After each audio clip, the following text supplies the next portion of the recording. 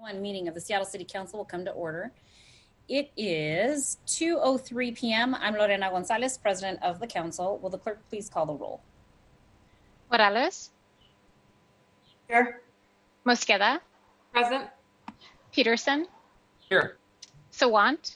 Present. Strauss. Present. Herbold. Juarez. Here. Lewis. Present.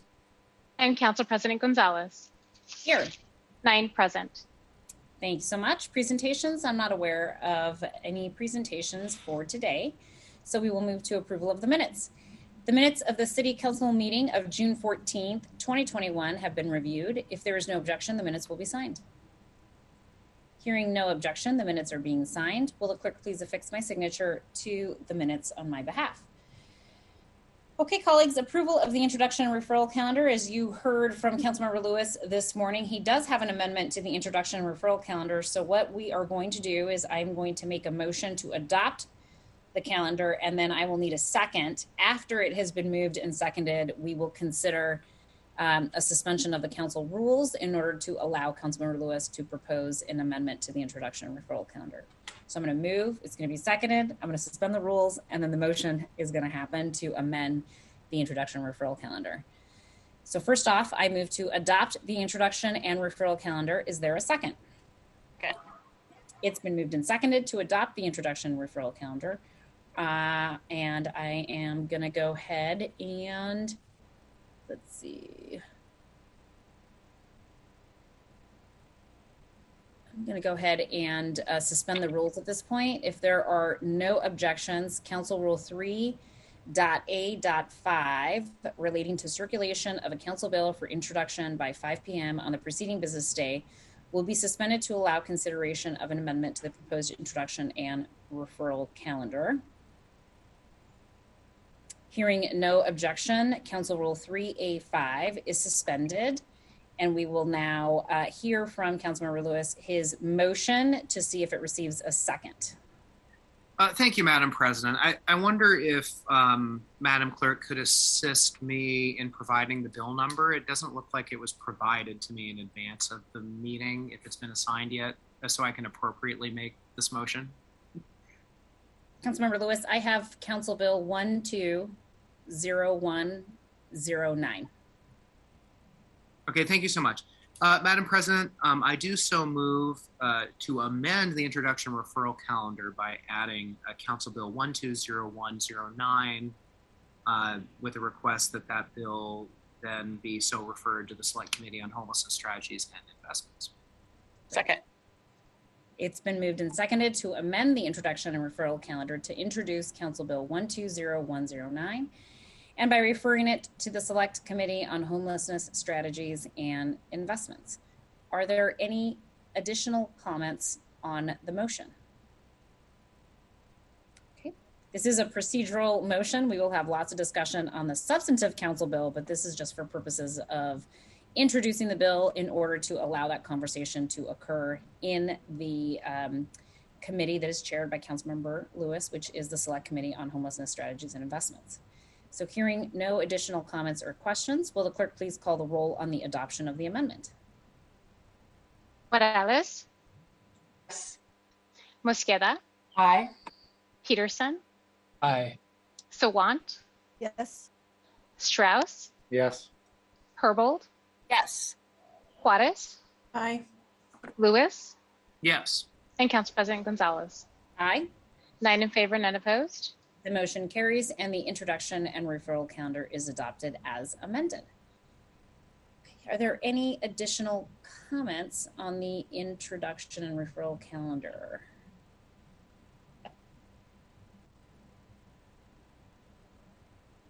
Okay, hearing no additional comments on the introduction and referral calendar as amended, will the clerk please call the roll on the adoption of the amended introduction and referral calendar?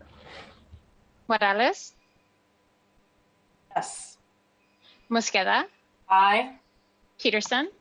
Aye. Sawant. Yes. Strauss. Yes. Herbold. Yes. Juarez. Aye. Lewis. Yes. and Council President Gonzalez. Aye. 9 in favor, none opposed. The motion carries and the introduction and referral calendar is adopted as amended. Approval of the agenda. If there's no objection, the agenda will be adopted. Hearing no objection, the agenda is adopted.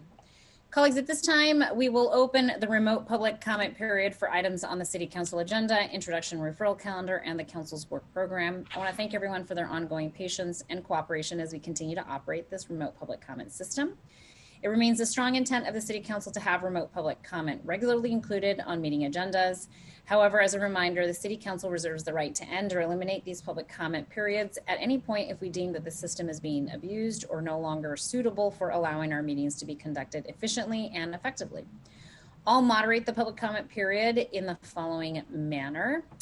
Today's public comment period is slated to last 20 minutes. We do have a significant number of individuals who are signed up to provide public comment today. So I am going to go ahead and extend public comment period by 10 minutes for a total of 30 minutes. So colleagues, if there is no objection, the public comment period will be extended to last a total of 30 minutes. Hearing no objection, the public comment period is extended to last 30 minutes. In an effort to hear from as many folks within those 30 minutes, however, I am going to have to reduce the amount of time allotted to each speaker. So instead of having 2 minutes each, every speaker will be provided a total of 1 minute to address the City Council this afternoon. Speakers are called upon in the order in which they registered to provide public comment on the Council's website. Each speaker must call in from the phone number used for this registration and using the meeting phone number ID and passcode that was emailed to them upon confirmation. This is different than the general meeting listen line call-in information. Again, I'll call on each speaker by name and in the order in which they registered on the Council's website. If you've not yet registered to speak but would like to, you can sign up before the end of public comment by going to the Council's website at seattle.gov/council, that's COUNCIL. The public comment link is also listed on today's agenda. Once I call your name, staff will unmute your microphone and you will hear an automatic prompt of you have been unmuted. This will be your cue to press *6 before you begin speaking. Please begin by stating your name, the item that you are addressing, and as a reminder, public comment should relate to an item on today's agenda, the introduction and referral calendar, or the Council's work program. Speakers will hear a chime when 10 seconds are left of the allotted time. Once you hear the chime, please begin wrapping up your public comment. If you do not end your comments at the end of the allotted time provided, your microphone will be muted to allow us to call on the next speaker. Once you've completed your public comment, we ask that you please disconnect from the line. And if you plan to continue following this meeting, you can do so by watching us on Seattle Channel or any one of the listening options listed on the agenda. The public comment period is now open and it is about 2:15 p.m. So we will go until about 2:45 p.m. and we will begin with the first speaker on the list. Again, after you hear you have been unmuted, press *6 so that you can unmute yourself. The first person is Howard Gale, followed by Ariel Lapson. Hi, Howard Gale. On May 19th, 2020, the SPD murdered Terry Kaver. Despite OPA Director Meyerberg being on site shortly after this killing and the clear video evidence that was immediately available indicating a profound failure of de-escalation, Meyerberg made a decision not to open an OPA investigation. It wasn't until August 20th, 3 months later, that the OPA announced they suddenly found my complaint from June and were opening an investigation. This, despite the fact that Meyerberg took charge of the OPA just weeks after Charlena Lyle's killing, and then watched as 3 more people of color in severe mental health crisis, all wielding a knife or no weapon at all, were killed by the SPD. In all these cases, Meyerberg ruled the killings lawful and proper or opened no investigation. Last week, Meyerberg stated to KOW that the OPA is, quote, the most robust, transparent, civilian-led system in the United States of America. It is not debatable. We have more civilian oversight here than anywhere else. I have not seen a model that's better than ours, unquote. This is Orwellian and patently ludicrous. We must create a true 100% civilian oversight of police. Please visit seattlestop.org to find out how. Okay, next up is Ariel Lapson, followed by Stephanie Ingram. Ariel Lapson, I'm speaking today to address Councilwoman Sawant's End the Deadly Exchange resolution. As a resident of Seattle, I'm truly disappointed to see that Councilwoman Sawant is yet again using totally unrelated international issues to distract from the very real issues we face right here in our city. SPD and any issues relevant to the city should not be entangled or conflated with international issues. This absurd resolution will do nothing for the people that actually live here. As Councilwoman Sawant points out in her resolution, the council recently cut $47 million from the SPD budget. This is a huge and important change. What work has Councilwoman Sawant led to ensure that provisions have been made for it?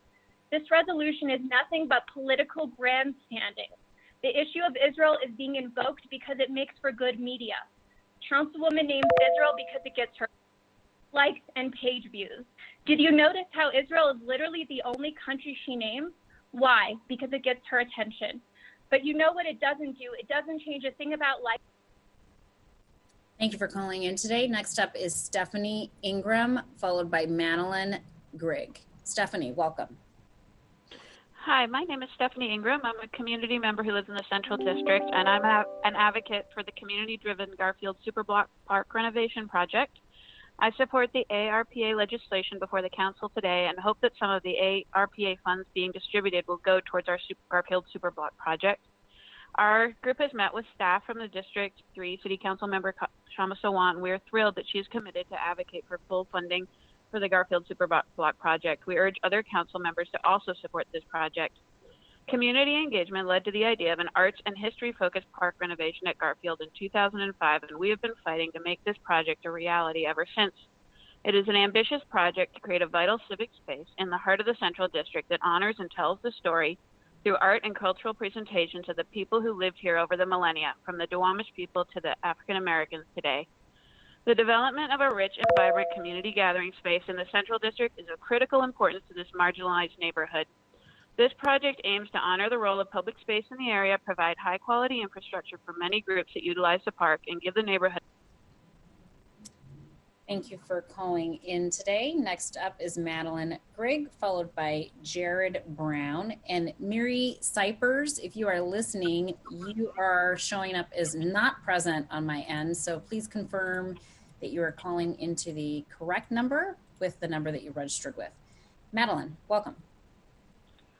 Hi, my name is Madeline Grigg. I am responding to the ARPA funding package, and I just want to emphasize that language is super important when constructing this bill, specifically that the funds be channeled directly into Black-led organizations, and that the council use the word Black to emphasize the significant contributions that have been made by our local Black community. There are a plethora of organizations that need this funding, and the current white-centric, non-community-based services do not work for the predominantly Black service population, and that's quoting Amijah Smith from King County Equity Now. The council has an opportunity to set a new precedent by channeling directly into Black community instead of indirectly channeling through predominantly white-led organizations. So changing the channels by which these funds are distributed can prevent from the repetition of the outcome of the Paycheck Protection Program. So I just wanted to emphasize again that language is so important when writing this bill, and vague. Thank you for calling in today. Next up is Jared Brown, followed by George Scarola. Jared, welcome. Thank you, Chair and Seattle City Council. Hi, I'm Jared Brown. I live in Seattle in the Lakewood neighborhood, and I'm here to discuss the end of the exchange legislation proposal. I'm progressive, proud to be liberal, and proud to stand up for those who need help the most. Coming off of Juneteenth and remembering the tragic deaths of Breonna Taylor, George Floyd, and so many others, I agree that police violence often happens too easily and often goes too far. That said, this proposal is not the answer. On the contrary, it's an affront to progressive, liberal, and frankly, basic democratic beliefs. The allegations against Israel are false and libelous. It's ridiculous to imply that training and learning between the SPD and Israel are the cause of police violence. reflecting on Juneteenth, this poorly veiled effort to demonize Israel undermines the important debate we should instead be having to find proper ways to reduce violence. Further, equating Israel to the apartheid is an affront to the Black South Africans that lived through the actual apartheid and its racist, oppressive, and violent history. Anti-Israel rhetoric like this gives cover and rise to anti-Semitism, which results in violence against Jews in our own community. Thank you for calling in, Jared. Appreciate it. Next up is George Scarola, followed by Cody Zaleski. Hi, I'm George Scarola with Lehigh. Lehigh is pleased to support the Council's proposed first tranche of ARP funding. Thank you, Chair Mosqueda, for your leadership. This budget demonstrates a strong commitment to addressing our homelessness crisis. It invests in both long-term and short-term approaches. My colleague Naomi C. will speak to the $28 million in rapid acquisition funding for permanent affordable housing. I want to focus on your support for urgently needed emergency shelter. The $400,000 proposed in this ARPA budget for tiny house villages will leverage the $2 million allocated by the state for tiny houses, as well as private donations. And it will also leverage state support for apprenticeship programs and construction trades. We also support funding for RV safe lots. Of course, Lehigh will be advocating for additional funding in round 2 of ARPA, but this is a strong start in addressing our homelessness crisis. Thank you. Thank you for calling in today. Now I'm showing that Cody Zaleski, you are not present. So if you call back in, I'll make sure to call on you. So right now I'm showing as not present Mary Cypers, Cody Zaleski, Carolyn Hathaway, and Rachel Court. So Mary, Cody, Carolyn, and Rachel, if you can hear me, please double check the confirmation email that you received from our legislative department staff and make sure that you are dialing into that number with the password, with the number that you used to register for today's public comment. If I see that your status changes from not present to present, I will make sure to double back and give you your 1 minute. Showing up as present and ready to go is Robert Amkraut, followed by Micah Winkler-Chin. Robert, welcome. Thank you very much. My name is Robert Amkraut. I'm calling in today to ask the Council to reject Councilmember Sawant's anti-Israel resolution. It's factually incorrect, it's unbalanced, it's disingenuous. The resolution seeks to somehow conflate Israel's response to terrorism with policing here in Seattle. Now, for the record, Israel's training of police forces is in how to prevent and respond to terrorist attacks and to save lives. For example, when the Jewish Federation was attacked a few years back, that would be something that Israel would train for and how to respond for that. It would also be crucial if there were a white supremacist, for example, to attack. And unfortunately, Israel is probably the world leader in dealing with terrorism. So this strikes me as anti-Jewish racism to try to falsely conflate things, and anti-Semitism. Please oppose it. Thank you. Thank you for calling in today. Next up is Maiko, followed by Reese Tanimura. Welcome.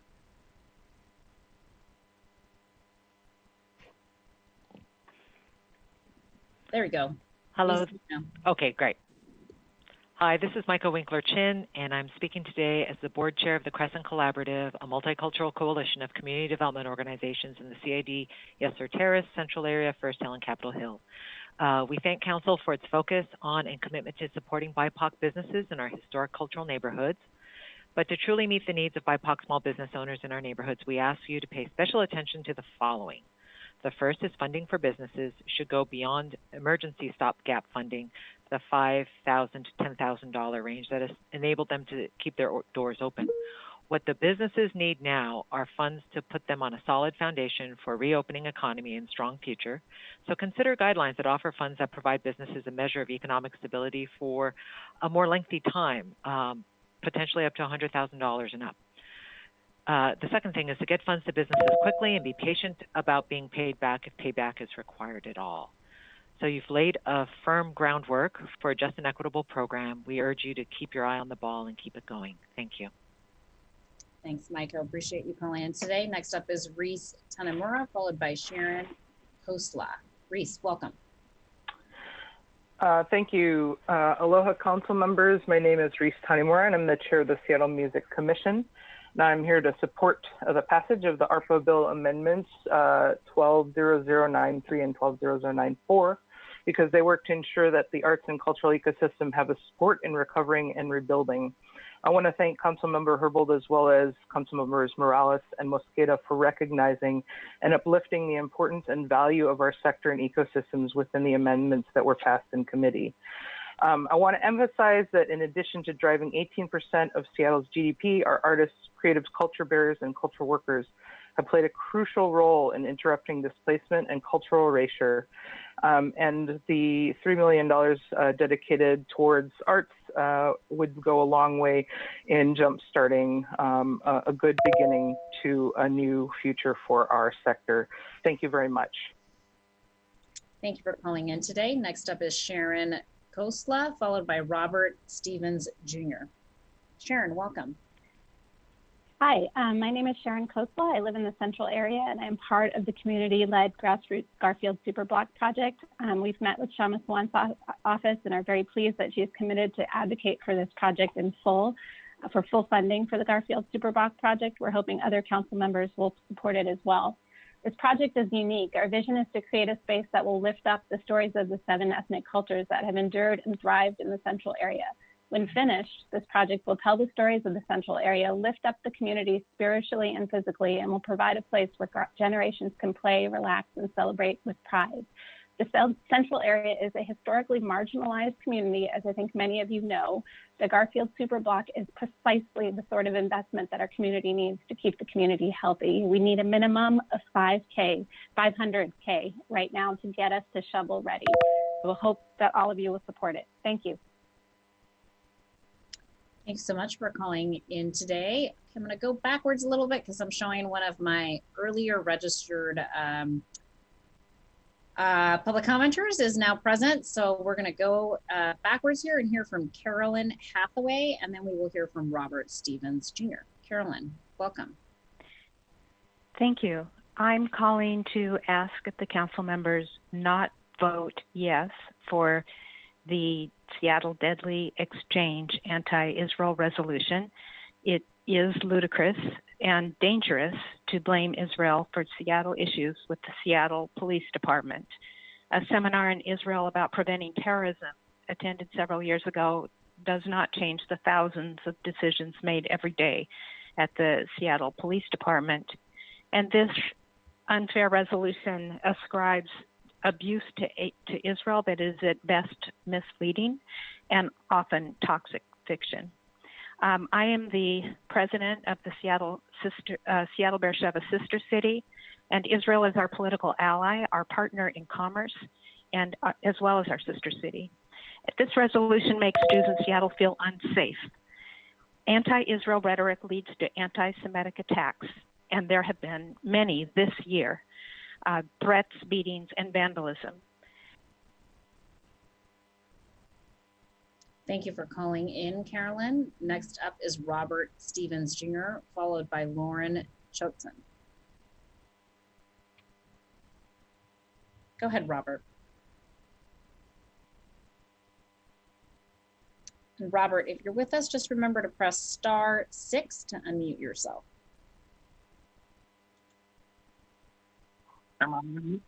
There we go. We can hear you. Go ahead. Okay. Afternoon. My name is Robert Stevens Jr. I'm founder of the Garfield Superblock Renovation Project. And over the past 15 years, we've had a coalition that's been holding this project down, waiting on the city to keep its word. This project was created through a city ordinance variant for the renovation of Quincy Jones Theater and the New Garfield Gym. The mitigating was to work with the central area community and develop the whole superblock, which included Seattle Garfield Park, interior and exterior.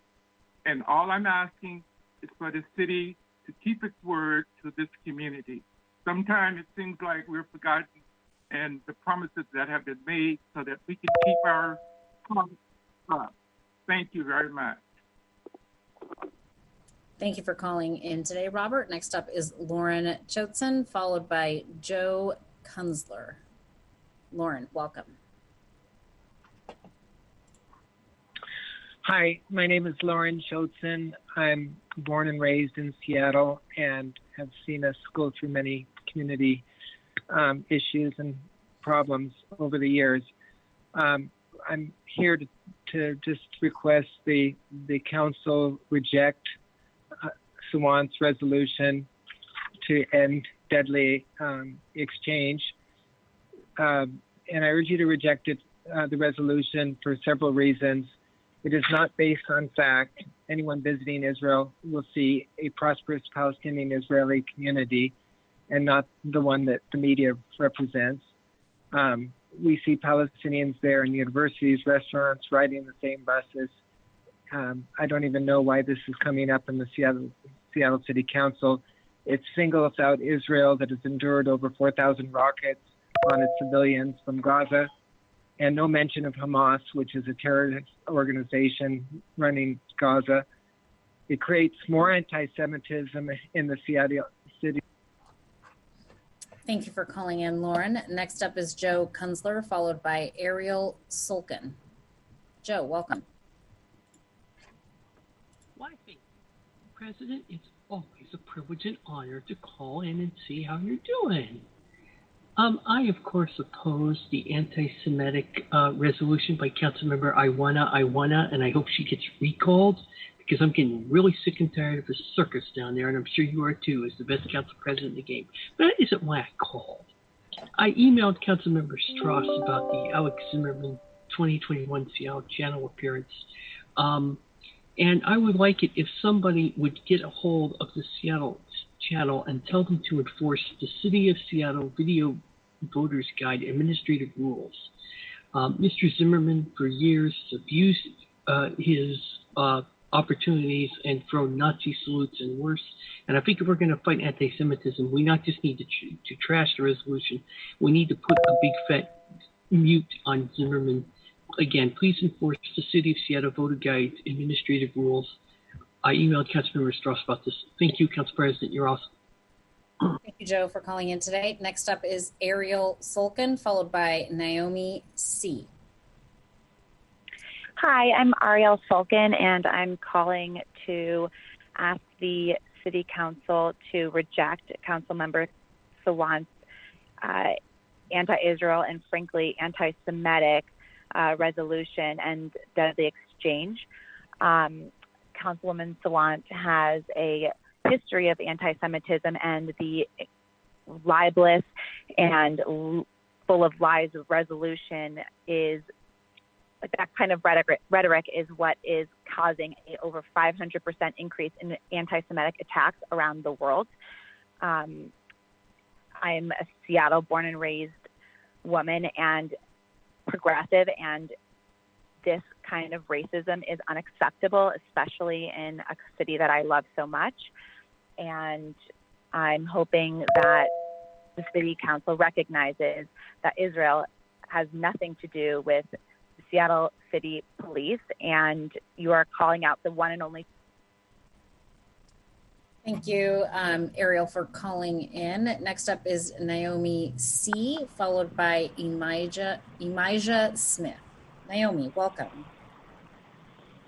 Hi all. I just wanted to take a moment today to thank you for including the $28 million for an ARPA funds for rapid acquisition and the $2 million for provider capacity and supportive services and permanent supportive housing and permanent housing buildings. The supportive housing funds will allow us to deliver critical services for our residents during a time when they're most in need. And the rapid acquisition funds can be leveraged with the state and in order to quickly put buildings online, which we so desperately need for our lowest income individuals who are most vulnerable during this time.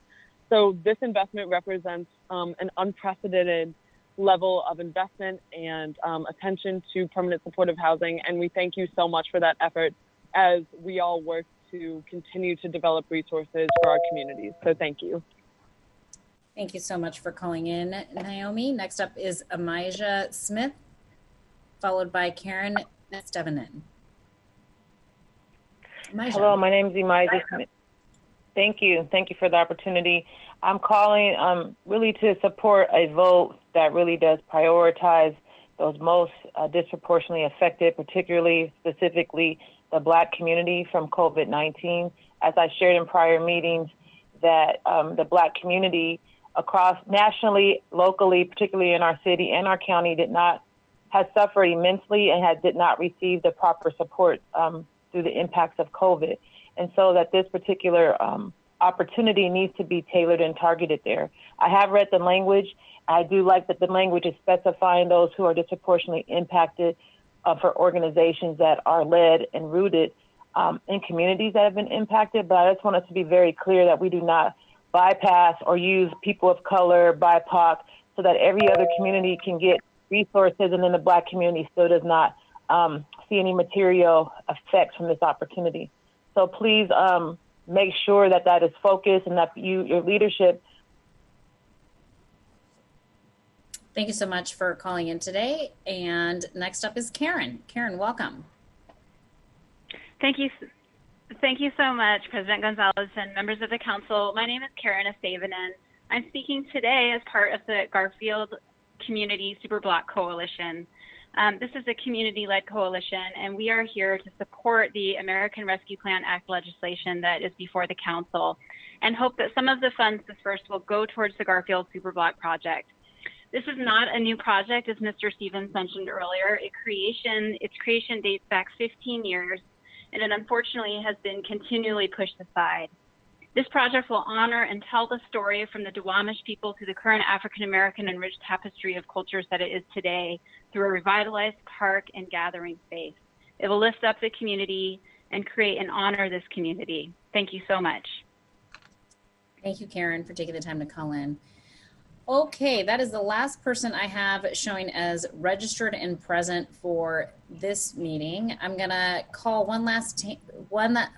I'm gonna call out the names of the individuals who pre-registered but are showing as not present. And during the reading of the names, if these individuals call back in, I will circle back and call on them just like I did with Carolyn Hathaway. So I have Mary Sipers, Cody Zaleski, Rachel Court, and Bill Jones. So Mary, Cody, Rachel, and Bill, if you can hear me, just quickly double check that you have called in to the right meeting ID with the password provided to you in the confirmation email from our legislative department staff, and that you are calling in with the same exact number that you pre-registered with. Again, if I see that you appear here in the next minute or so, I will make sure to call on you and provide you your 1 minute of public comment. If you're having technology issues and cannot get through, we're really sorry about that. You can still contact the full council with your intended public comment by email, and you can email all 9 of the council members by emailing council, that is spelled COUNCIL, at seattle.gov. You send us your comments there. All 9 council members will receive your public comment as you intended to deliver it today. Well, colleagues, I'm not seeing anyone else appear as present, so I'm going to go ahead and close out the public comment period. Thanks to everyone who was able to call in and provide public comment. We're going to go ahead and shift now to other items of business on this afternoon's agenda. So next up is payment of the bills. Will the clerk please read the title into the record? Payment of bills, Council Bill 120104, an ordinance appropriating money to pay certain audited claims for the week of June 7th, 2021 through June 11th, 2021, and ordering the payment thereof. Thank you so much, Madam Clerk. I move to pass Council Bill 120104. Is there a second? Second. It's been moved and seconded that the bill pass. Are there any comments? Hearing none, will the clerk please call the roll on the passage of the bill? Morales? Yes. Mosqueda, Aye. Peterson, Aye. Sawant, Yes. Strauss, Yes. Herbold, Yes. Gladys, Aye. Lewis, Aye. and Council President Gonzalez. Aye. 9 in favor, none opposed. The bill passes and the chair will sign it. Will the clerk please affix my signature to the legislation on my behalf? Will the clerk please read item 1 into the record? The report of City Council, Agenda Item 1, Council Bill 120102, an ordinance relating to city employment authorizing the execution of a collective bargaining agreement between the City of Seattle and the International Brotherhood of Electrical Workers Local 77 to be effective January 23rd, 2021 to January 22nd, 2023, amending Ordinance 126237, which adopted the 2021 budget by increasing appropriations to Seattle City Light for 2021 payments, therefore, and ratifying and confirming certain prior acts, all by a 3/4 vote of the City Council. Thank you so much, Madam Clerk. I move to pass Council Bill 120102. Is there a second? Second. Thank you so much. It's been moved and seconded. And as sponsor of this bill, I will address it first and then happy to open the floor to comments from any of you colleagues. As the title states, Council Bill 120102 would authorize the execution of a collective bargaining agreement between the City of Seattle and the International Brotherhood of Electrical Workers Local 77. This collective bargaining agreement is a 2-year agreement on wages, benefits, hours, and other working conditions for a term from January 23rd, 2021 through January 22nd, 2023. It affects about 565 regularly appointed city employees, and its terms include a cost of living adjustment of 2.5%. There is also an additional one-time base wage market increase of 10% to certain job titles as listed in Attachment A to the collective bargaining agreement, and an increase to the cable splicer and electrical constructor classifications for parity with the corresponding line worker classification rates of the pay. The terms of the collective bargaining agreement do meet the negotiation parameters set by the members of the Labor Relations Policy Committee, of which 5 members of the City Council sit on and participate in actively. And colleagues, after the Labor Relations Policy Committee process, I do, as the chair of the Labor Relations Policy Committee on behalf of the City Council, I do recommend that my colleagues support the passage of this legislation. Are there any additional comments on the bill? Councilmember Peterson. Thank you, Council President. Appreciate your hard work on this and the hard work of the members of the Labor Relations Policy Committee. I'm not one of the 5 council members serving on the LRPC, which also includes the mayor's executive team. Essentially, the combined council members and mayor's executive team represent management arm of city government that negotiates these labor contracts with city government employees. So when this proposed labor contract appeared on the Introduction and Referral Calendar last week, it was the first time I was able to review it. I'd like to take this opportunity to explain my vote today to my constituents and how I'm able to get to a yes vote on this. First, I want to express my gratitude to our electrical workers who dedicate themselves and their skills to our city. And thanks again to the hard work of the members of the LRPC, who members of the public may not know that you spend hours upon hours outside the spotlight working on all of these labor contracts. As I understand it, this proposed contract would increase compensation for many of the workers by 12.5%, which appears to be unusually high. In just 1 year, this is an increase of $7.5 million. And most labor contracts with city government employees recently received an increase based on the Consumer Price Index plus 1%.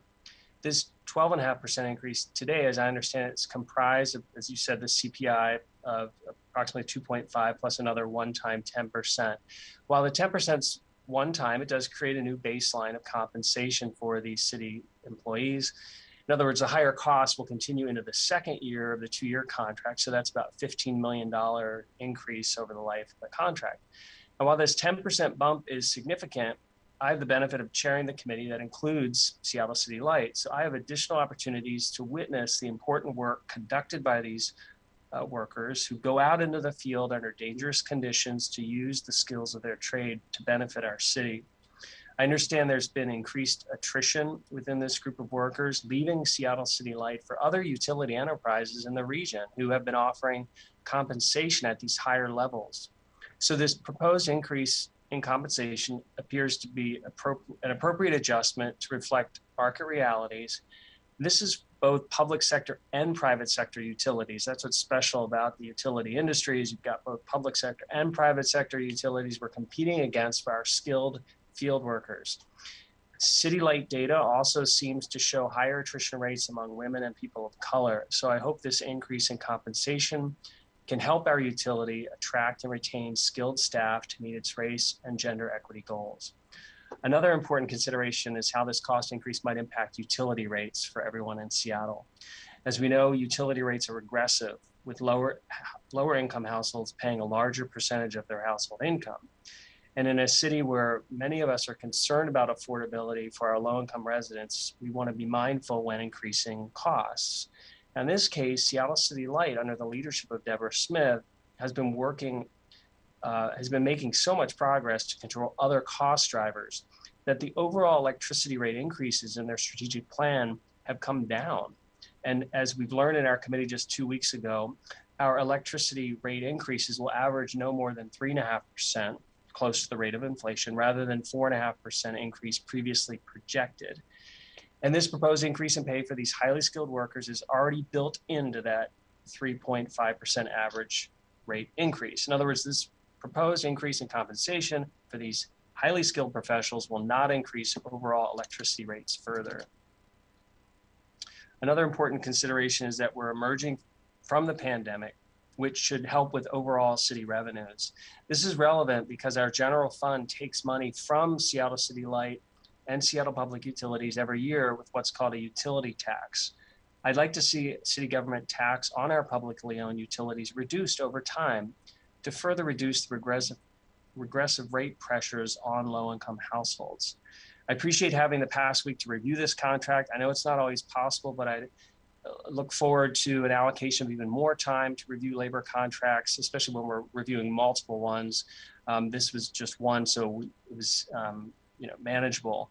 Our current council rules require us to vote yes or no on legislation at the full council, and so more time is always welcome to make a well-informed decision. Thank you for the space to make these lengthy comments, and I will be voting yes. Not a problem. Thank you, Councilmember Peterson. Appreciate you digging in and taking a closer look at that. Okay, colleagues, any other additional comments on the bill? Hearing none, will the clerk please call the roll on the passage of the bill? Morales? Yes. Mosqueda? Aye. Peterson? Aye. Sawant? Yes. Strauss? Yes. Herbold? Yes. Juarez? Aye. Lewis? Aye. And Council President Gonzalez. Aye. 9 in favor, none opposed. The bill passes and the chair will sign it. Will the clerk please affix my signature to the legislation on my behalf? Okay, report of the Finance and Housing Committee. Will the clerk please read the short title of item 2 into the record? The report of the Finance and Housing Committee, Agenda Item 2, Council Bill 120013, an ordinance related to the city's response to the COVID-19 crisis, creating a new fund in the city treasury. The committee recommends the bill pass as amended. Thank you so much. Appreciate that, Madam Clerk. Councilmember Mosqueda, you are the chair of this committee, and I'm going to hand it over to you to provide the report. Thank you very much, Madam President, and I am honored to be able to kick off a summary of this legislation that you and I had the chance to co-author together, along with the Mayor's Office and all of the council members that are here today who provided tremendous input along with community members. So I will do my best to get us kicked off and really just want to say thank you. I'm excited to be able to be here today as we look to pass the Seattle Rescue Plan, and I will note that this is the first of 3 acts that you can expect from us over the next few months as we seek to respond to the crisis that COVID not only created, but exacerbated in many cases when you look at the inequities in our previous system that were just exposed by COVID. So first of 3 acts to come. We have before us with this proposal in the Seattle Rescue Plan 1 in front of us, the first tranche of the American Rescue Plan Act dollars. This represents the first tranche that the city of Seattle is receiving that will total $232 million over the course of this year and next year, which means that half of that, $116 million, is being passed today. We are adding to that $12.2 million from the Home Investment Partnership Plan. These bills together, these investments together, represent an incredible opportunity for us to move forward on the commitments that this council made when we first passed Council Resolution 31999 back in March. Since then, we've had 5 subsequent meetings. We've had a public hearing completely devoted to hearing from the public about what community members need and where they would like these dollars prioritized. We've had the chance to talk to city councils from Austin to Minneapolis to Denver and so many others to hear where other progressive cities are looking to invest these dollars. And most importantly, we've heard directly from community partners, from organizations, from those most impacted by COVID, and from all council members where you would like to see these dollars invested so that our city money can be coupled with state and federal investments to truly make an impact now and to lay the groundwork for a more equitable economy as we seek to recover and respond to COVID. 2 weeks ago, we had the chance to introduce this legislation, again, in partnership with the Council President's Office and with the Mayor's Office, and we kept in mind all of the recommendations and the priorities that each council member added to the council resolution. Since then, we've made sure that within our Finance and Housing Committee members, we heard from various community members and committee council participants about their priorities. And we had a chance to have discussions about where we would like to see dollars invested so we could address the most urgent needs in our community and lay that more equitable framework. The priorities we centered in this bill are similar to the priorities we've been talking about since the beginning of the onset of COVID. We included these priorities when we passed the Jumpstart Progressive Revenue proposal back in June and July of last year. We included them again, centering our values around equity and making sure that we were putting funding directly to those most impacted in our budget last year. These bills in front of us today respond directly to the crises exacerbated by COVID by investing in housing and homelessness, economic resiliency and small businesses, into the arts and culture, and directly into making sure that those who've been most disproportionately impacted and often left out of previous federal assistance under the Trump administration were first to receive dollars, and that we centered investments not just in ensuring that those individuals were thought of, but that the organizations who work directly with those individuals and who have trust and come from and have deep ties and roots within those communities are receiving those dollars. There's only a few areas that I'll highlight because I know a lot of folks are excited about highlighting various commitments that they've included. But one of the things I'm most excited about is $25 million in direct cash assistance, specifically to go into the hands of working families and individuals, our elders, and folks who've been really struggling by the impacts of COVID, to make sure that we can have a direct infusion into our local economy, recognizing that those who are experiencing hardship know best how to use that cash assistance. I'm most excited about the child care assistance of $8 million combined going directly to support child care providers, and $5 million of that going to create greater access to affordable child care throughout our city by making sure we have capital investments to build more affordable child care. In King County and Seattle, we know that somewhere between 7 to 10% of our child care facilities have closed, and some looking like they're going to unfortunately stay permanently closed unless we do something and act with urgency now at the city council level. We know that this is a critical investment for us to make because across our nation and right here in the city of Seattle, if we don't invest in childcare, it hurts our local economy as well as hurting local families. The closure of childcare across our country is resulting in billions of dollars lost to employers each year and over 500,000 children without childcare in our country. Childcare workers have found themselves out of work during this pandemic with a net loss of around 170,000 childcare worker positions open between January of 2020 and January of 2021. But we can do something about that right here. And our investment of $8 million into childcare specifically attempts to make sure that we're encouraging the creation of additional childcare and recognizing and honoring and appreciating those childcare providers who've helped us during this last year.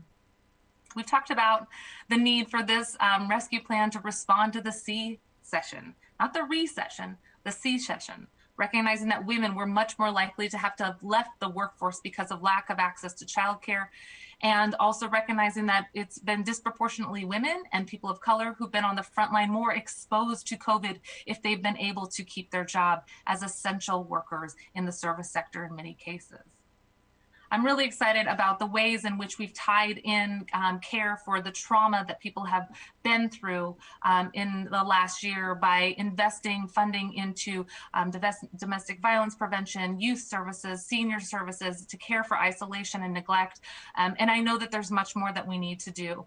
But I want to also see these investments paired with what the county has offered. King County is investing about $38 million specifically for behavioral health responses and recovery to help identify ways in which we can make sure that those who've been hardest hit even before COVID, but especially those who've had their behavioral and mental health needs exacerbated during COVID, that they have the services they need. And I want to applaud King County Council and the executive for the passage of their Rescue Plan Act just a few weeks ago.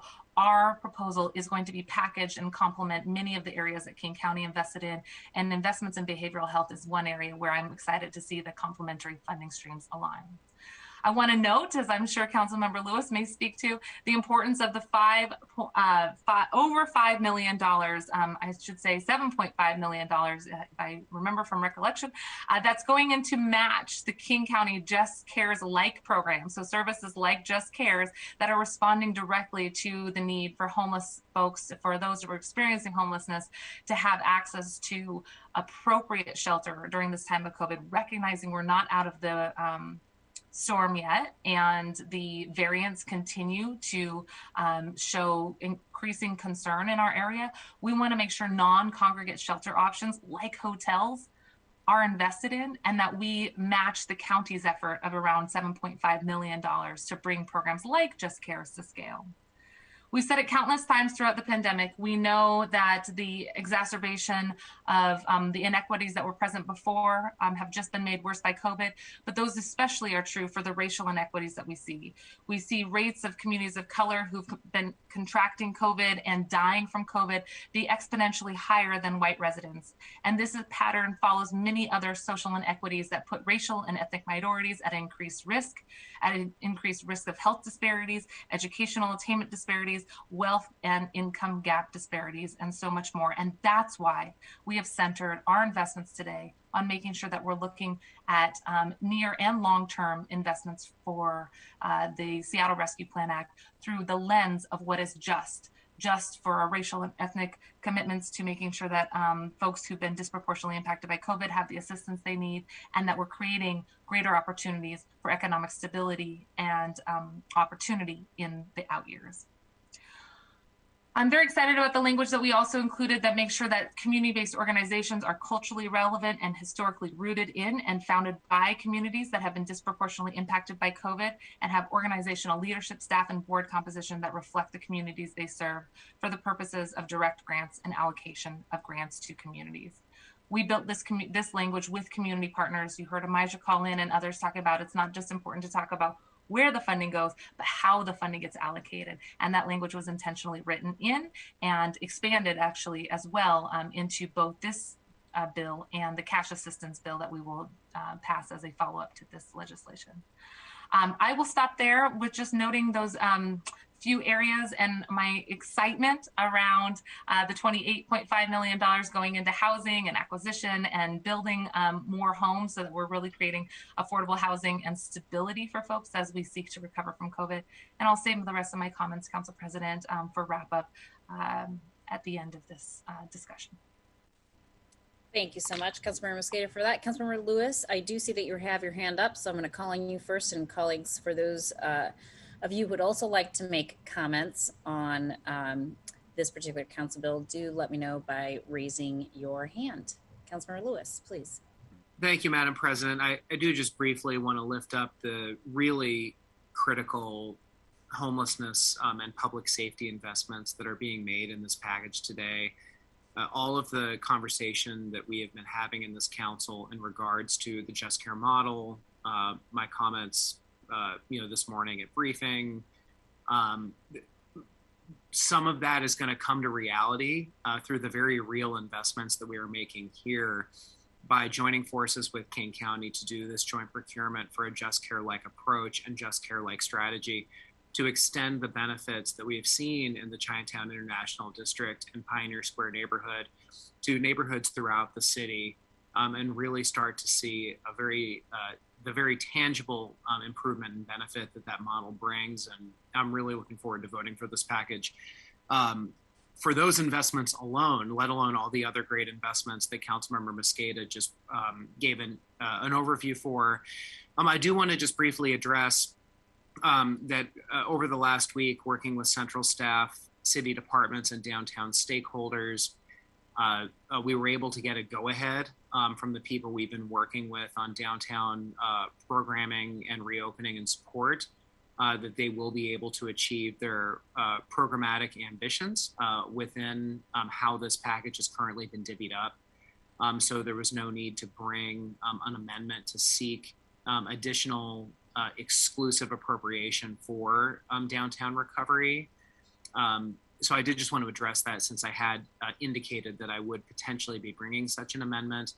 My understanding from talking to Downtown Seattle Association, Department of Economic Development, and our various arts partners is that there is enough resource that can be allocated under the current provisos and budget line items to accommodate the plans that are being baked in.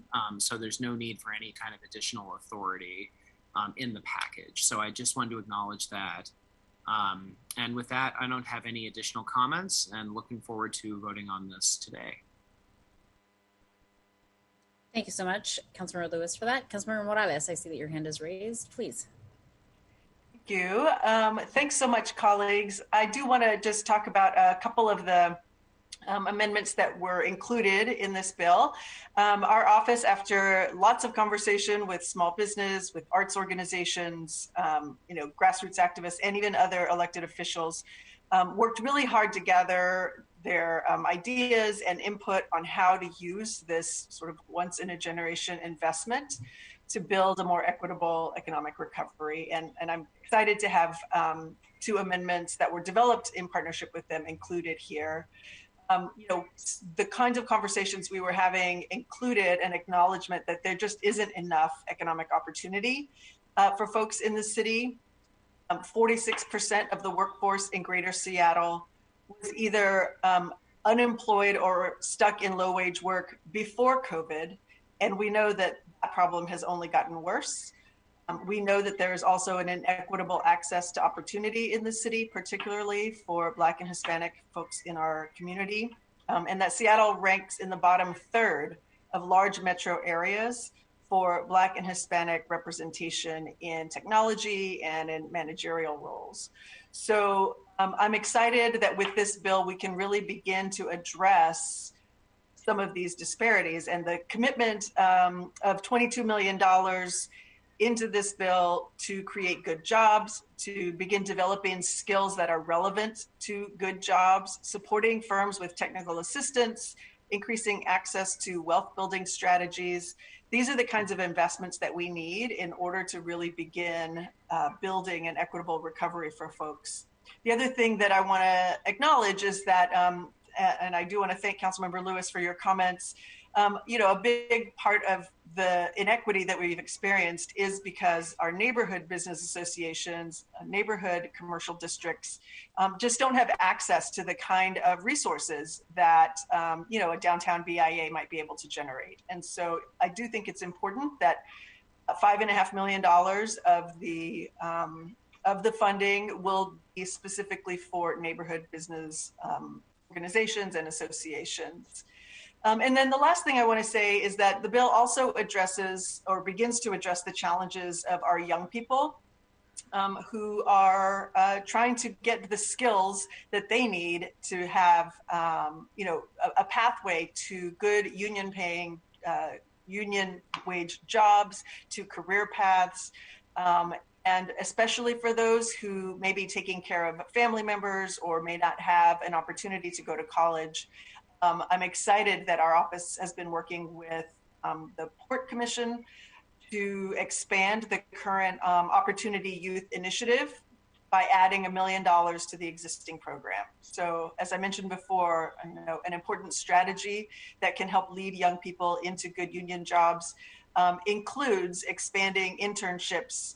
And this $1 million will go a long way toward expanding that program, not just for the summer, but expanding it to a year-round program that can really support our young people. So I want to thank the members of the Finance and Housing Committee for their support of these amendments that I offered, and look forward to passing a bill that is really rooted in the principles of an equitable recovery. Thank you so much, Councilmember Morales, for those comments. Next up is Councilmember Herbold, please. Thank you so much. I just want to really recognize that there's just been actually some good news recently about the pandemic. King County hitting 70% vaccination rates, hospitalizations and cases down, families and friends reuniting, and a statewide reopening right around the corner. And, the work that we've been doing here at the City Council and that the county's been doing at the County Council is really making this concept of building back better something that is seems like a realistic thing to strive for, from addressing the harms and traumas of the last year and a half, which have taken a toll on each and every person in our community. As always, those harms have not fallen equally on our communities. And we know that BIPOC communities, immigrants, refugees, and those without technology access or mobility have been the hardest hit. And so to truly build back better, we have to target these precious recovery funds to those who need them most. Those are who are the farthest from recovery. So, we know that families are still struggling to meet the basic needs of their children and keep food on the table. Survivors of violence have been cut off from their network of support and crisis services. A year of isolation and insecurity has taken its toll on the mental health of so many people in our community. I've talked a lot before about the shadow pandemic, how the restricted movement, social isolation, and economic security has increased our vulnerability to violence and self-harm. But the Seattle Rescue Plan includes more than $35 million focused on trauma-informed well-being services to address the shadow pandemic, including investments in senior isolation, mental and behavioral health, gender-based violence, diaper distribution, and free meals. With these investments, more families who have been the most impacted over the past year will have what they need to emerge stronger and healthier. I really want to thank our partners for their strong advocacy for these investments, including Tony Sarge and Sarah Cody Roth at Westside Baby, Mary Ellen Stone at the King County Sexual Assault Resource Center, Meryl Cousin and Marinthea Torres at the Coalition for Ending Gender-Based Violence. And in areas where the proposed version of the bill didn't quite live up to the promise of the council's intent resolution, Councilmember Mosqueda helped right the ship so that we could fulfill all of our commitments. Thank you, Councilmember Mosqueda. The package now also includes critical investments in Seattle's creative economy, as we promised to do in the council's intent resolution. The city's 2029 creative economy study found that the creative sector drives 18% of Seattle's GDP. That's 4 times the national average.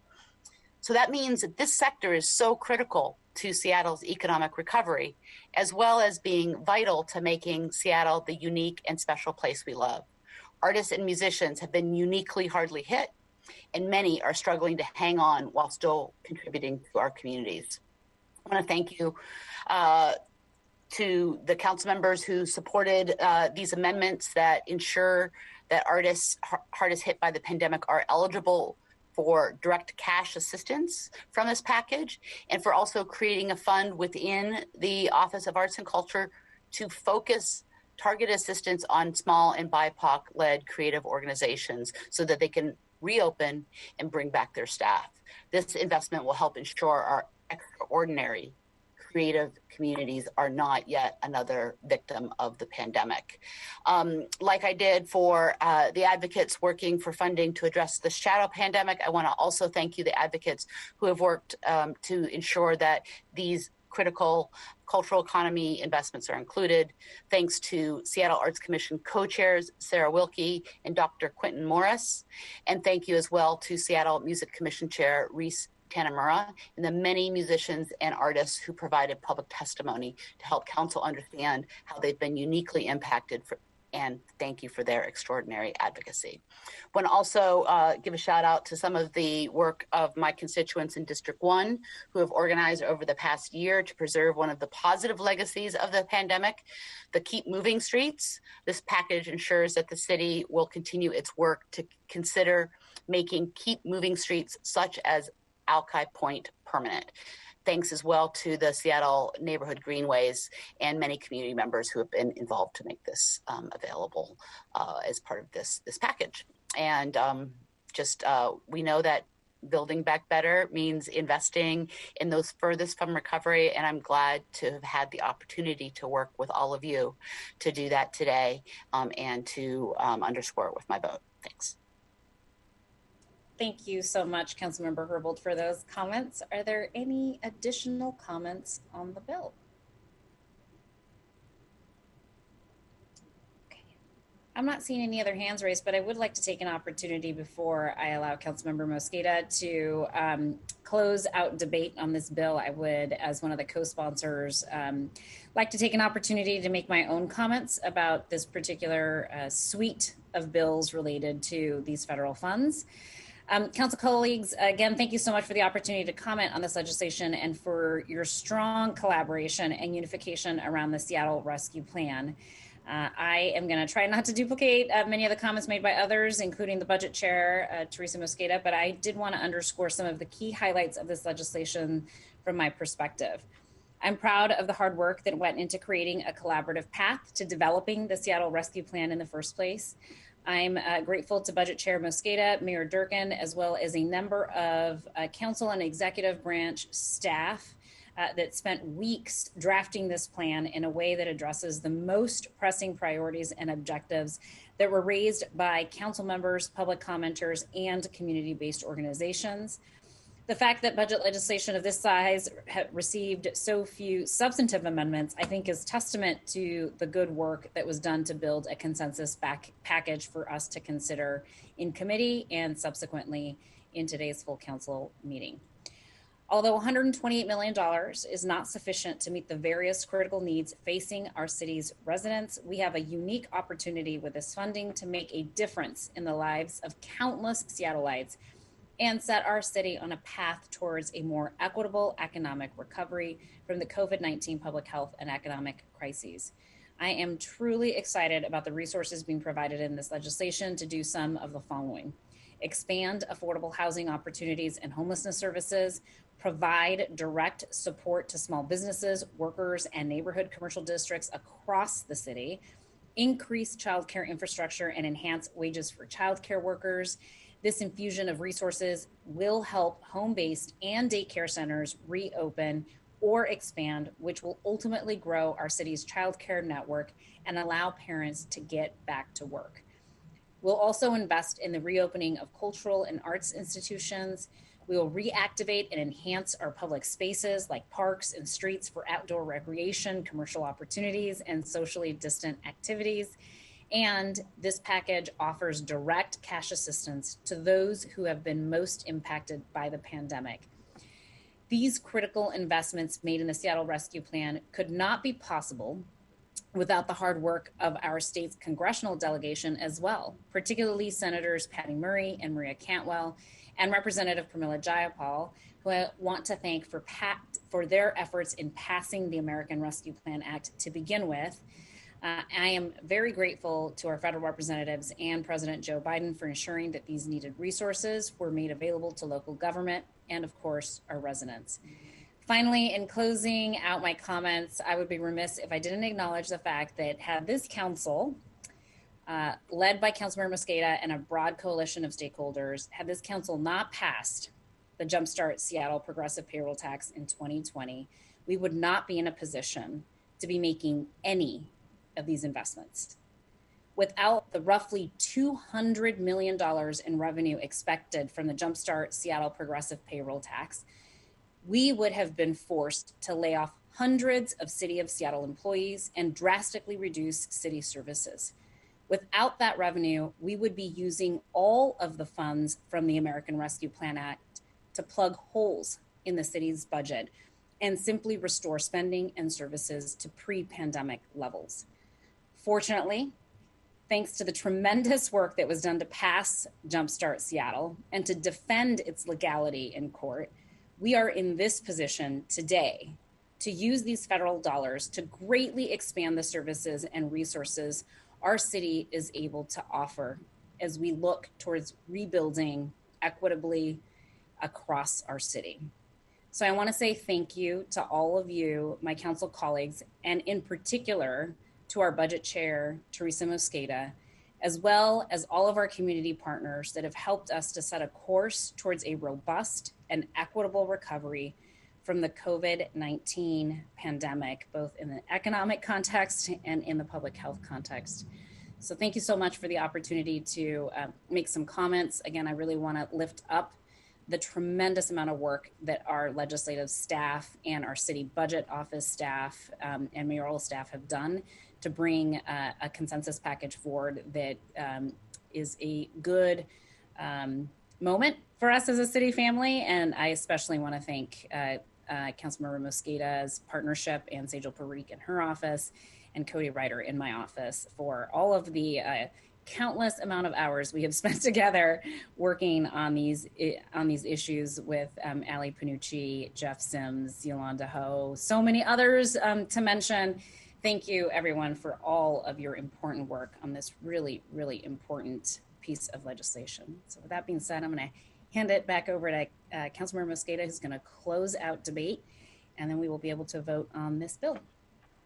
Thank you, Council President. Thank you very much for your remarks as well, especially about Jumpstart. It's been tremendous to be able to work with you and your team as we've crafted this legislation in front of us. So thank you very much. Colleagues, this is our chance. This is our chance to build back better, and it's our chance to build back more equitably.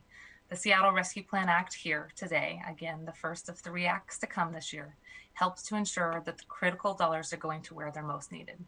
In attachment number 1 that you found from Ali Panucci, it summarizes $49.2 million into housing and homelessness, $41 million into community well-being to address the trauma that so many have been through and are still dealing with, $23.5 million into community and small business recovery, and over $14 million going into community assistance, city programming, and city services, and our critical city workers. This is a package we can all be proud of and a package that we can build on for the future. Tranche 2 will be discussed later this year when we consider the 2022 budget.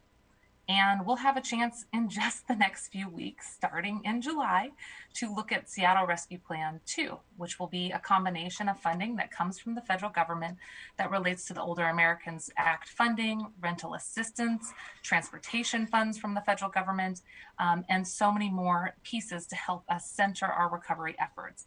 Again, thank you to our congressional delegation, as the council president rightly mentioned, for helping to free up these much needed dollars to cities across the country, and especially to the city of Seattle, where we continue to deal with 5 and 6 years now of a crisis in housing and homelessness that has only been made worse by the COVID pandemic. And so this is truly an incredible opportunity to set the course to write our investments now and begin building on those in the upcoming months. I want to thank every council member who offered amendments, as you all discussed in your summary of your amendments. And Councilmember Strauss, I heard you this morning say some great comments. And folks didn't get a chance to see that. I hope you get to see Councilmember Strauss's amendment summary as well, because every single one of those amendments truly helps to strengthen and clarify language in this final proposal. Especially want to thank the work that Council Members Morales and Herbold noted on the work to extrapolate more details out of the $23 million that's being allocated to business recovery efforts, making sure that we're centering investments into Black, Indigenous, and people of color community organizations and businesses, specifically focused on small and micro businesses, neighborhood economic hubs in our downtown core, by making sure that youth employment and paid internship opportunities, help folks get into good living wage jobs, and that we're investing in the recovery and vibrancy of our arts and cultural organizations and those workers. This package is something that I'm proud of, and I continue to look forward to working with you as we build on these efforts in the summer efforts, again, for Seattle Rescue Plan Act number 2, and for the fall budget activities, which will include Tranche 2 in our Seattle Rescue Plan Act number 3. No rest for us, because there's a lot to make up for here in terms of needs and investments in our community. And as we do so, I know we'll continue to center homelessness response, economic resilience, and direct assistance to those who need it most, and that we'll continue to draw direction and leadership from communities who've been writing in and helping us craft this bill together. I want to thank as well central staff led by Ali Panucci and her incredible team. I'll try to list a bunch of them, but I know that there's so many more involved. Yolanda Ho, Tracy Ratcliffe, Brian Goodnight, Dan Eater, Jeff Sims, Karina Bull, and so many others.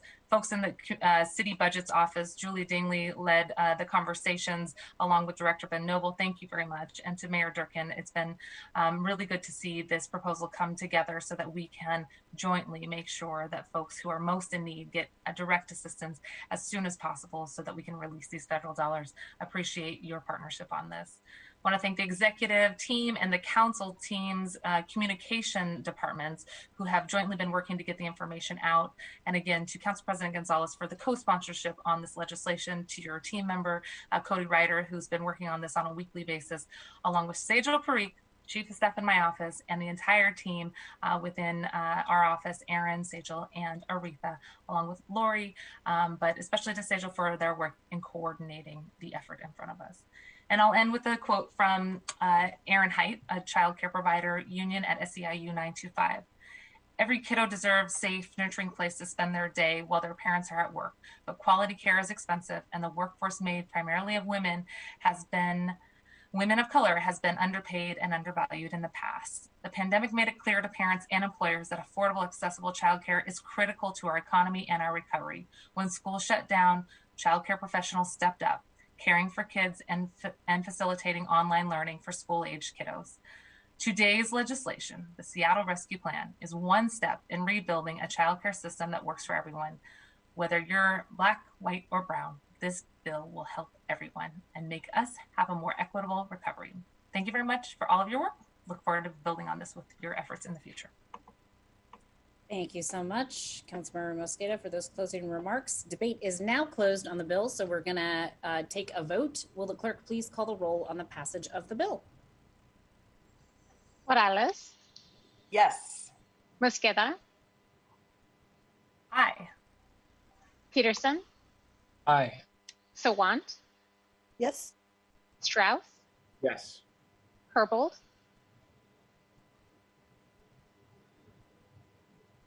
Yes. Juarez. Yes. Lord. Lewis. Yes. And Council President Gonzalez. Aye.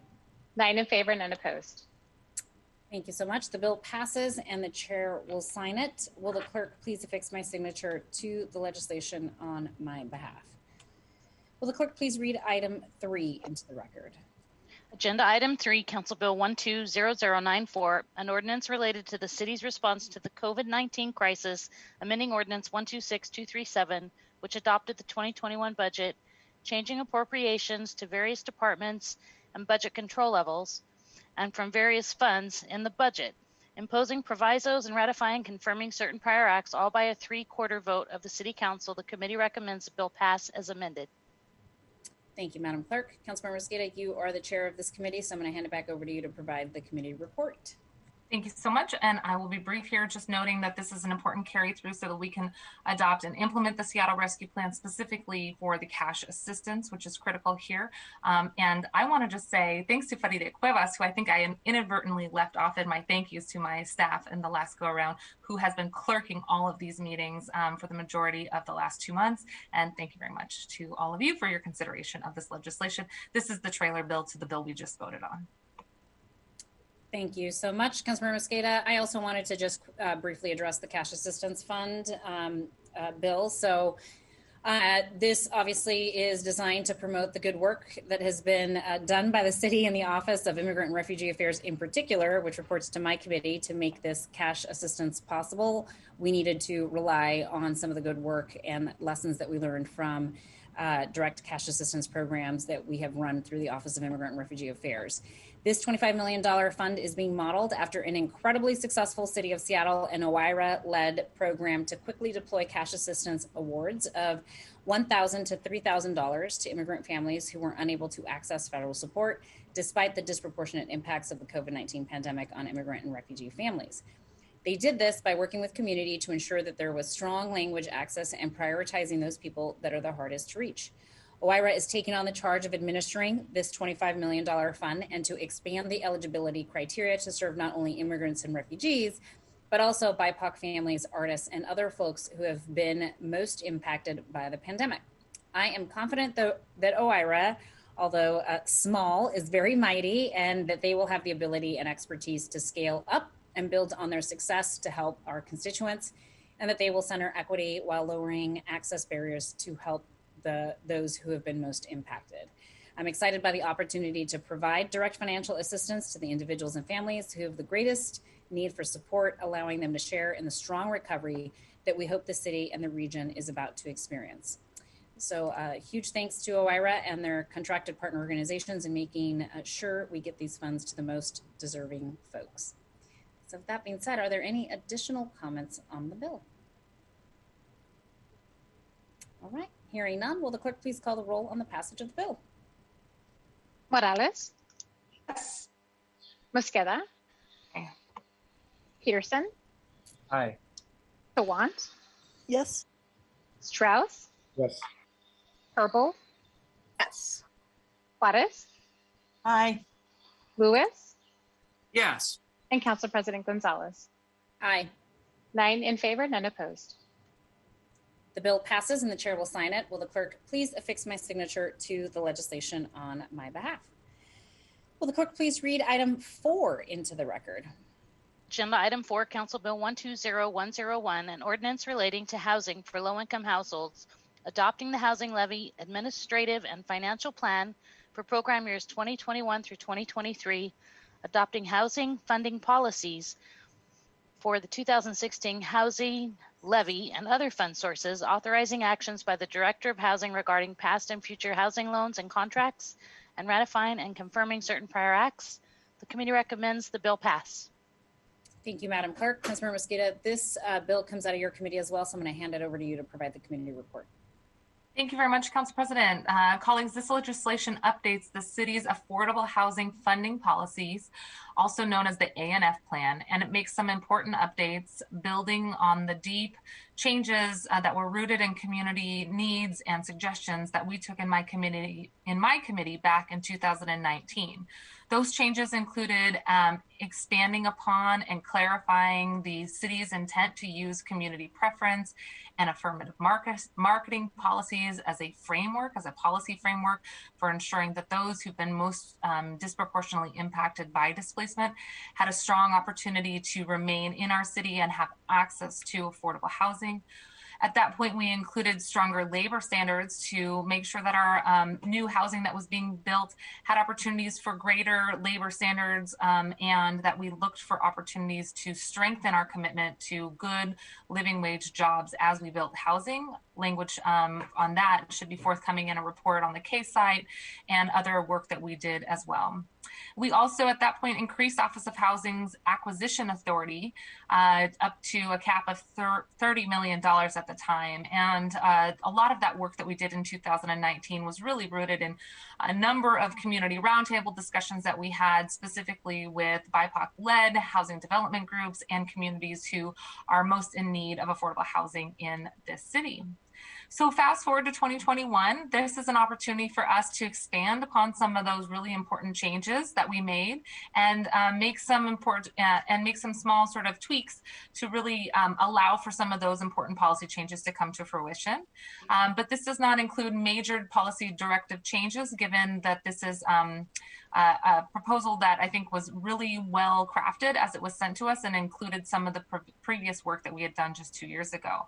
There's a few things that we should be really excited excited about in this legislation. If you haven't had a chance to hear me say this before, this is a really great opportunity for the Office of Housing to increase its home ownership subsidy to make sure that we're adequately funding the construction of permanent affordable homes, to make sure that our very competitive and hot housing market has actual chance of having competition and being able to have more for folks access first-time home ownership opportunities. We are in this legislation removing that cap. Previously, we had upped the cap on the acquisition authority. Now we're removing it. So the Office of Housing has the authority where needed, when there is new revenue available, to quickly move and seize opportunities to acquire property for the creation of affordable housing, given the changing market conditions we're seeing. And why is this important right now? If we see multifamily structures going on the market or derelict buildings that could be used for affordable housing now or in the future, we want to be competitive and to bring in more publicly owned housing options and create public opportunities for folks to have access to good affordable housing within the city. And removing this cap is a smart way for us to make sure that we're seizing those opportunities. With the onset of COVID, we've also seen a huge demand in acquisition. We've built some of the acquisition language into our Jumpstart legislation from last year. And with the money now coming in January of this upcoming year, we'll have the chance to spend those dollars. We just put a portion of the $28.5 million for acquisition and development that you all just voted on in the Seattle Rescue Plan Act bill. Acquisition is the theme of the show when it relates to affordable housing right now. And we have made sure that that is a priority in this ANF plan as well. And there's already several projects that have given notice to the city to apply for acquisition funds directly rooted in community organizations and community organizations that are working and building affordable housing have already submitted their notice to apply for acquisition funds in this year's notice of intent to apply round. And we know that there's much more opportunities needed on the horizon. So really excited to have these important changes included in the ANF plan and look forward to having your support. And just very briefly want to thank Emily Alvarado and her team at the Office of Housing, Tracy Radscliffe from Central Staff, and Aaron House from my office, who've been working closely on getting this legislation ready for us to vote on today. I hope you'll support it. Thank you so much, Councilmember Mosqueda, for those comments. Are there any additional comments on the bill? Okay, I don't see any hands raised for any additional comments, so I'm going to ask that the clerk please call the roll on the passage of the bill. Morales? Yes. Mosqueda? Aye. Peterson? Aye. Sawant? Yes. Strauss? Yes. Herbold? Yes. Juarez? Yes. Lewis? Yes. And Council President Gonzalez. Aye. 9 in favor, none opposed.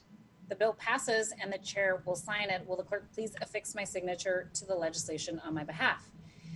All right, item 5. Will the clerk please read item 5 into the record? The report of the Transportation and Utilities Committee, Agenda Item 5, Council Bill 120100, an ordinance relating to Seattle Public Utilities, authorizing the General Manager CEO of Seattle Public Utilities to enter into a water quality combined financial assistance agreement between the State of Washington Department of Ecology and the City of Seattle Public Utilities Department to partially finance costs related to the construction of the Ship Canal Water Quality Project through a Clean Water State Revolving Fund loan. The committee recommends the bill pass. Thank you, Madam Clerk. Councilmember Peterson, you are chair of this committee, and I'm going to hand it over to you to provide the committee report. Thank you, Council President. Colleagues, as I mentioned at Council briefing this morning, this is Council Bill 120100. It authorizes Seattle Public Utilities to accept a low-interest loan provided through the State Department of Ecology to finance $66 million of the $570 million Ship Canal Water Quality Project. As you may know, or as you may recall, the Ship Canal Water Quality Project is a mega project planned over many years due to the state and federal governments requiring the city and county governments to prevent harmful stormwater and wastewater from polluting our local waterways. This environmental protection project includes a new tunnel boring machine creating a 2.7-mile stormwater storage tunnel from Wallingford to Ballard. This particular financing program through the state government enables a below market interest rate of approximately 1%, whereas if we went out to the conventional bond market, we would need to pay a higher rate of around 3%. Using the state program will save ratepayers approximately $12 million from this particular loan. This council bill was recommended unanimously by our committee. Thank you. Thank you so much, Councilmember Peterson, for those comments. Are there any additional comments? Hearing no additional comments, will the clerk please call the roll on the passage of the bill? Morales, Yes. Mosqueda, Aye. Peterson, Aye. Sawant, Yes. Strauss, Yes. Herbold, Yes. Juarez, Yes. Lewis, Yes. and Council President Gonzalez. Aye. 9 in favor, none opposed. The bill passes and the chair will sign it. Will the clerk please affix my signature to the legislation on my behalf? Will the clerk please read items 6 through 8 into the record? Agenda items 6 through 8. Appointments 1947 through 1949, the appointments of Eric K. Fitzpatrick, Hang Nguyen, and Grayson Simon as members, Seattle Pedestrian Advisory Board for terms to March 31st, 2023. The committee recommends the appointments be confirmed. Thank you, Madam Clerk. Councilmember Peterson, these also come out of your committee, so I'm going to hand it back to you. Thank you, Council President. Here are 3 appointments to our Pedestrian Advisory Board. Very briefly on their biographies. Erin Fitzpatrick has lived and worked in Seattle for 6 years, mostly in the Mount Baker, Columbia City area. She works at Lighthouse for the Blind, providing orientation and mobility assistance for people with disabilities. Erin's passionate about creating an accessible environment for all people. Grayson Simon has lived in Seattle for 8 years. They are known within the community for founding and running the Transgender Language Primer. As a trans person who commutes by public transit, they are passionate about pedestrian safety and access, especially basic needs like sidewalks and curb cuts. Hung Nguyen grew up in the Puget Sound region and has recently put down roots in the Lake City neighborhood. She is professionally and personally invested in building a stronger and more vibrant community with the mindset that the actions taken today should benefit people and the environment tomorrow. Hung's educational background shapes her work at King County Metro Transit, and her interest in ensuring public spaces are accessible and welcoming to people of all backgrounds, ages, and abilities. The committee unanimously recommended all 3 appointments to be confirmed. Thank you. Thank you so much, Councilmember Peterson, for those comments. Are there any additional comments on the appointments? Hearing none, will the clerk please call the roll on the confirmation of appointments 1947 through 1949? Morales, Yes. Mosqueda, Aye. Peterson, Aye. Sawant, Yes. Strauss, Yes. Herbold, Yes. Juarez, Councilmember Juarez, Councilmember Lewis, Yes. Councilmember Juarez. Yes. Thank you. And Council President Gonzalez. Aye. 9 in favor, none opposed. The motion carries and the appointments are confirmed. Will the clerk please read item 9 into the record? Adoption of other resolutions. Agenda item 9, resolution 32008, a resolution setting the public hearing on the petition of Seattle City Light for the vacation of a portion of Diagonal Way South, west of 4th Avenue South in the Greater Duwamish Manufacturing Industrial Center of Seattle, according to Chapter 35.79 of the Revised Code of Washington, Chapter 15.62 of the Seattle Municipal Code, and Clerk File 314451. Thank you, Madam Clerk. I move to adopt Resolution 32008. Is there a second? Second. It's been moved and seconded to adopt the resolution. Councilmember Peterson, you are the sponsor, so I'm going to hand it over to you to address this item. Thank you, Council President. Colleagues, as I mentioned at council briefing this morning, this is Resolution 32008. It simply sets the time of a public hearing at our Transportation and Utilities Committee for Wednesday, July 21st at 9:30 a.m. to discuss another small property transfer associated with work on Seattle City Light's facilities and associated with the South Park to Georgetown Bike Trail. If approved after the July 21st public hearing, our Seattle Department of Transportation will be authorized to vacate their right-of-way of the 13,000 square foot parcel and provide that to Seattle City Light, which owns the adjacent properties at Diagonal Way South, just west of 4th Avenue South, in the Greater Duwamish Manufacturing Industrial Center of Seattle. Clerk File 314451 is associated with this resolution and is Seattle City Light's official petition to City Council for the vacation of SDOT's right-of-way. The vacation of the right-of-way will be handled in a manner that does not negatively impact Seattle Public Utilities. Again, this resolution simply sets the date of the public hearing, and we'll get more information on the substance of this proposal before and during the July 21st public hearing at our committee. Thank you. Thank you so much, Councilmember Peterson. Are there any additional comments on the resolution? Hearing none, will the clerk please call the roll on the adoption of the resolution? Morales, Yes. Mosqueda, Aye. Peterson, Aye. Sawant, Yes. Strauss, Yes. Herbold, Yes. Juarez, Yes. Lewis, Yes. and Council President Gonzalez. Aye. 9 in favor, none opposed. The resolution is adopted and the chair will sign it. Will the clerk please affix my signature to the legislation on my behalf? Okay, folks, we are at other business. Colleagues, I do have one matter of other business that came up after council briefing that I just want to read for the record. It's going to be very brief because I know we have to get to a Park Districts board meeting here. But colleagues, I do want to acknowledge the recent news of the loss of David Schmitz, the former president of UFCW Local 21, who passed away on Sunday, June 20th. I first had an opportunity to meet and work with Dave while I was serving as the chair of the One America Votes board. Dave, in addition to being a leader for worker and union rights, was a steadfast advocate and ally in building multiracial and multicultural coalitions that were designed to lift up others to create lasting change for those who remain furthest away from justice. Whether that was worker rights or immigrant rights, Dave was committed to it all. I'm grateful for his legacy, and I send my deepest condolences to him, to his family and friends, and of course, the entire UFCW Local 21 family. Is there any other further business to come before the council? Councilmember Mosqueda, please. Thank you, Council President. I appreciate the opportunity to just briefly recognize the passing of Dave Schmitz as well, and just want to thank you for your words and the chance to say my condolences as well to his wife Pam and to their family, both individual family but also the larger labor family.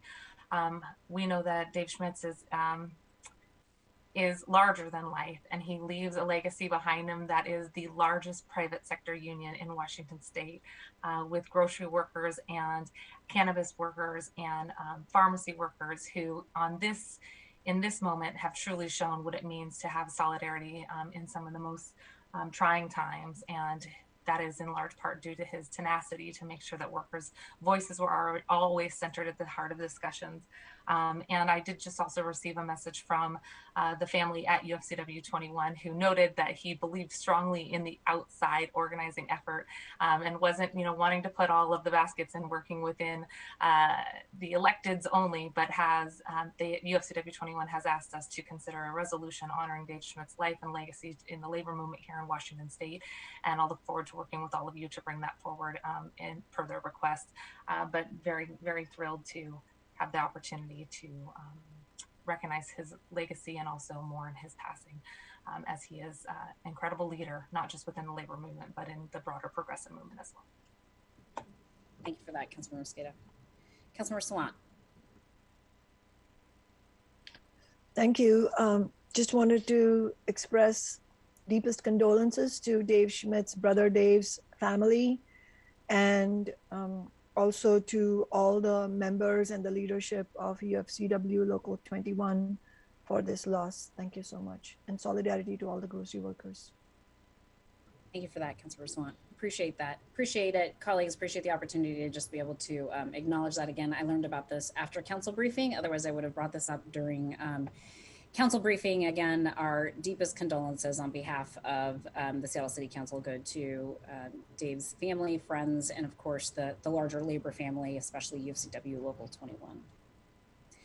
Is there any other further business to come before the council? Colleagues, this does conclude the items of business on today's agenda. Our next regularly scheduled City Council meeting is on June 28th, 2021 at 2:00 p.m. As a reminder, we will convene as the Seattle Metropolitan Park District Board once we adjourn this full council meeting. Seattle Channel has indicated that they need approximately 5 minutes to be able to transition between this meeting and the next meeting, which will be chaired by the board chair, who is Councilmember Deborah Juarez. So we have been instructed to stay on this Zoom call. You do not need to switch Zoom rooms. But you can take the next 5 minutes after we adjourn. You can take a quick break and step away for a moment, but we will be resuming at about 3:50 p.m. under the leadership of Councilmember Juarez. So that being said, I hope that you all have a wonderful afternoon. We are adjourned.